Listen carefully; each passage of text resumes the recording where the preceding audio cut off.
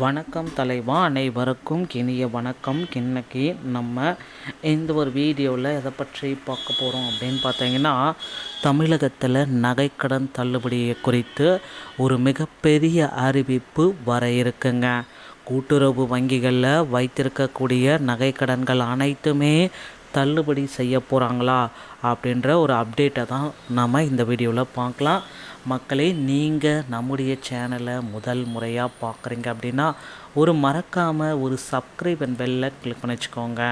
தமிழகத்தில் கூட்டுறவு வங்கிகள் மற்றும் பொதுத்துறை நிறுவன வங்கிகள் 8 வங்கிகளில் நகைக்கடன் நீங்கள் பெற்றிருந்தீங்க அப்படின்னா அந்த நகைக்கடனை முழுவதுமாக தள்ளுபடி செய்ய போகிறாங்க.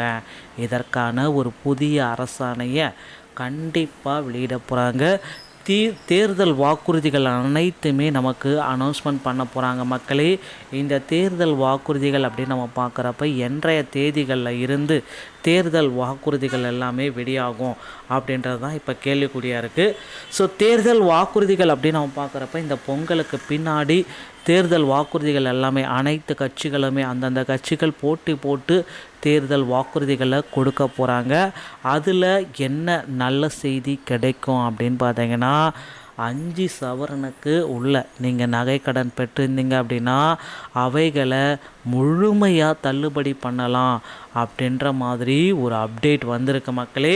அதனால் கடைசி வாய்ப்பு. வங்கிகளில் இன்னும் நீங்கள் நகைக்கடன்களை பெறாமல் இருந்தீங்கன்னா இதுதான் உங்களுக்கு ஒரு கடைசி வாய்ப்பு அப்படின்றத நம்ம சொல்லலாம். ஸோ அதனால் இப்போ இந்த ஜனவரி இறுதிக்குள்ளார அனைத்து அந்த 8 வங்கிகளில் கூட்டுறவு வங்கிகள், இந்தியன் பேங்க், இந்தியன் ஓவர்சீஸ் இந்த மாதிரி இருக்கிற நேஷ்னலைஸ் பேங்க்கில் மட்டுமே போயிட்டு நகைக்கடன்களை உடனடியாக 5 சவரனுக்குள்ளாமல் பெற்று வச்சுக்கோங்க.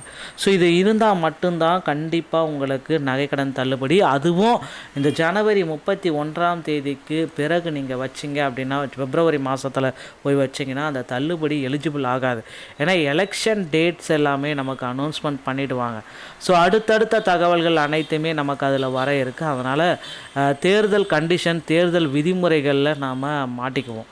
ஸோ அதனால் பார்த்திங்கன்னா நமக்கு தள்ளுபடி அப்படின்றது நிச்சயமாக கிடைக்க வாய்ப்பே இல்லை அப்படின்றத அப்படி நம்ம சொல்லலாம். ஸோ அதனால் நீங்கள் தள்ளுபடி வாங்கணும் அப்படின்னா கண்டிப்பாக அருகாமையில் இருக்கிற கூட்டுறவு வங்கிகளில் 5 சவரனுக்கு உட்பட்ட நகைகளை வைத்து உங்களை நீங்களே தயார்படுத்திக்கோங்க மக்களே. ஸோ இந்த மாதிரி நகைக்கடனை வைக்கிறதுக்கு தள்ளுபடி செய்கிறது எல்லாமே அரசு தரப்புலேருந்து விரைவில் கொடுக்க போகிறாங்க. அவசர தேவைகளுக்கு மக்கள் மருத்துவம், கல்வி, திருமணம் போன்ற செலவுகளுக்கு விரைவில் நிதி கிடைக்கின்றன. சாதாரண கடன்களுடன் ஒப்பிட்டால் நகைக்கடன் வட்டி விகிதம் குறைவு தான். ஆனால் நகைக்கடன் தள்ளுபடி அரசு அறிவிக்குமா என்ற எதிர்பார்ப்பு விவசாயிகளிடம் ஏற்பட்டுள்ளது. நம்முடைய நாட்டை பொறுத்தவரை விவசாயம் நாட்டை பிரதான தொழிலாக உள்ளது. விவசாயிகள் தங்கள் தேவைக்காக குறிப்பாக கல்வி, மருத்துவம், திருமணம் போன்ற செலவுகளுக்காக நகைக்கடன்களை வச்சுட்டு வராங்க. ஆனால் அதே போல் தான் பார்த்திங்க அப்படின்னா அந்த நகைக்கடன் தள்ளுபடியும் பார்த்திங்கன்னா அரசு இவர்களுக்கு முழுமையாக தள்ளுபடி செய்ய போகிறதா தகவல் வந்திருக்குங்க.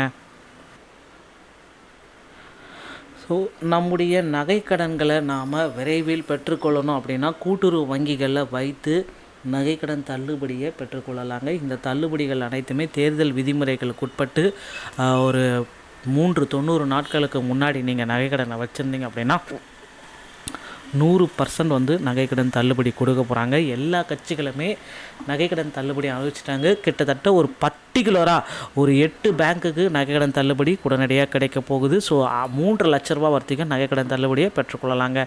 இந்த தகவல் உங்களுக்கு பிடிச்சிருந்தால் நீங்கள் நம்முடைய சேனலுடைய இணைந்திருங்கள். மீண்டும் ஒரு நல்ல தகவலோடு நான் உங்களை சந்திக்கிறேன். நன்றி, வணக்கம், தேங்க்யூ.